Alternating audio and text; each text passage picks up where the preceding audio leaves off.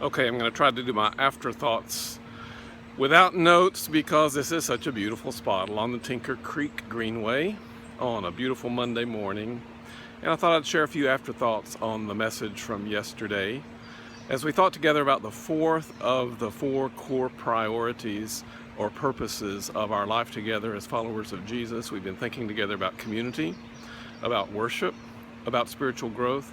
And this week we focus on stewardship, that S word that kind of scares people and makes them hold on to their wallet because they think the church is about to have a fund drive to put in a new floor, a new carpet, or a new parking lot or something like that.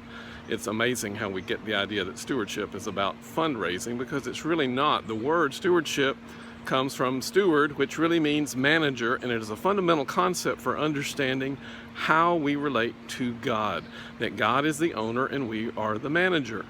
And this has to apply really to three different areas, the three T's we might say: time, talents, and treasure. All of us have the same amount of time, 24/7, but we don't have the same amount of free time. But all of us have time that we are called to devote to God because the time belongs to Him. In fact, He actually blesses us by saying, don't work 7 out of 7. Work 6 out of 7 at most. You need to stop. And anybody who thinks there's too important to stop should stop and think about the fact that God even stopped during the 7 days of creation. He worked 6 and then He took some time off. So time off is a blessing from God. Talents has to do not only with the things we're good at, but with the spiritual gifts that God has given us that make us who we are. And we don't need to compare ourselves to other people and think that, well, I'd be faithful if I were like them. God just wants you to be like you, to use the gifts you have and not to downrate yourself either. Treasure, of course, has to do with our possessions. And again, we compare ourselves to others. It's amazing how generous all of us would be if we were wealthy, right? Well, guess what? We are wealthy.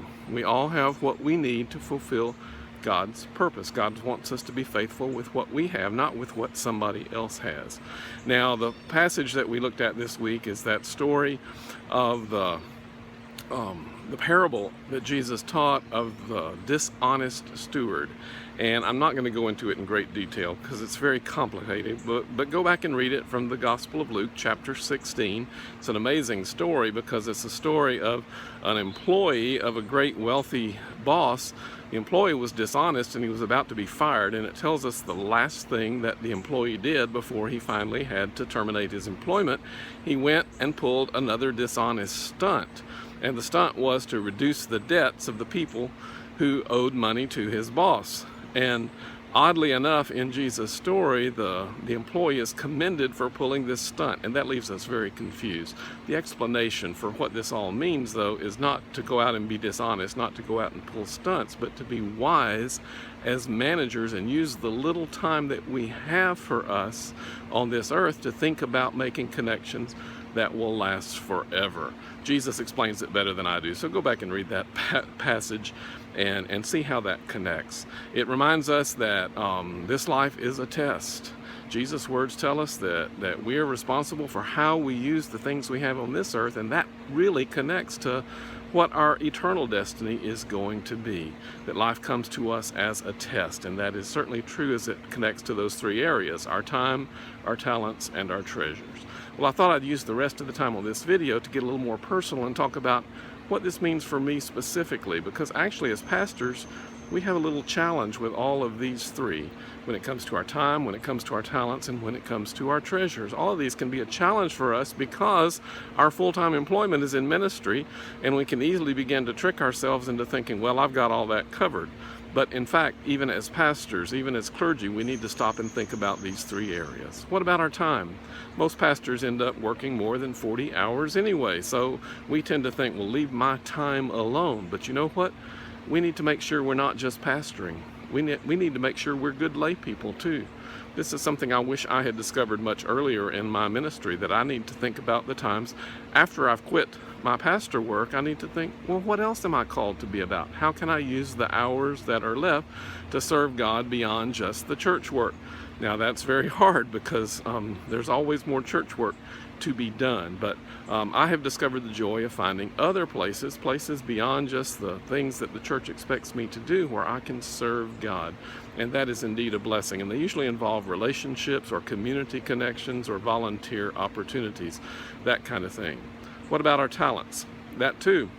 Well, our spiritual gifts, hopefully as pastors, enable us to be involved in our pastoral ministry. And so obviously that's a use of talents that's very clear, but most of us also have specific skills or ways to serve that don't exactly line up just with church work. So that too tends to be a challenge. And again, as time has gone by, I've been able to look at some things like that. One of the things I do now that involves both time and talents that I feel like is part of my ministry, but it's not something I have to do, is to be involved in an after-school program where I spend time not only sharing a little minister type message, but also just being there to tutor and to be a good example for kids after school.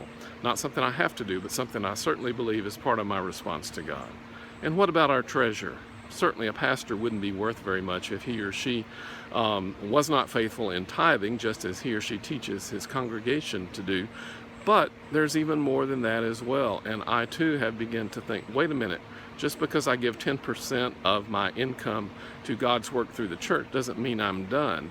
I also need to think about how the resources I have can bless other people.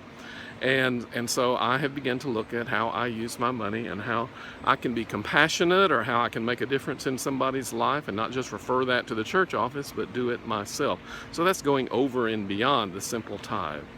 If you do your readings for this week, speaking of our treasures, there's a very challenging concept that honestly I'd never heard of before, and I hope you'll read that devotion. I don't remember which day it is, but there's a devotion that says that everyone tithes. Now that came as a surprise to me, because I read somewhere that probably less than 10% of active church members tithe. That's active church members. Even people who give generously tend to fall short of that 10% to the Lord off the top. But this particular devotion hit me because it said everyone tithes, because tithe just means, where does your first 10% go? It goes toward something. If you get a check in the mail for $200 and that's going to last you this week, where does the first $20 go? Does it go toward filling up your gas tank? Does it go toward McDonald's, going to a movie, or buying a lottery ticket? Or does it go to the Lord? I'll tell you the best example I ever heard of somebody who took that seriously was a man who, before my time in one of the towns I lived in, they told about the fact that he never put his tithe in the offering plate. And the reason why was, when he got his paycheck, he would go to the bank. He happened to use the same bank as the church did, and he would fill out 2 deposit slips. 10% of his paycheck would go to the church, and 90% would go into his personal bank account. I'll be honest, I don't do that. I don't know very many people who do quite operate in that same way. But what an exemplary way of really tithing in such a way to take that first fruit and never even touch it. I mean, not even waiting till Sunday, but turning it over to the Lord. There's some great challenges in your scriptures and devotionals for this week. I hope you'll plow through those today. This week is the days 19 through 24 of your devotional book as we continue this journey of the 30-day church challenge. It's good to be with you, and I pray for you this week to take these various priorities seriously as we get ready for our 5th and final purpose this coming Sunday.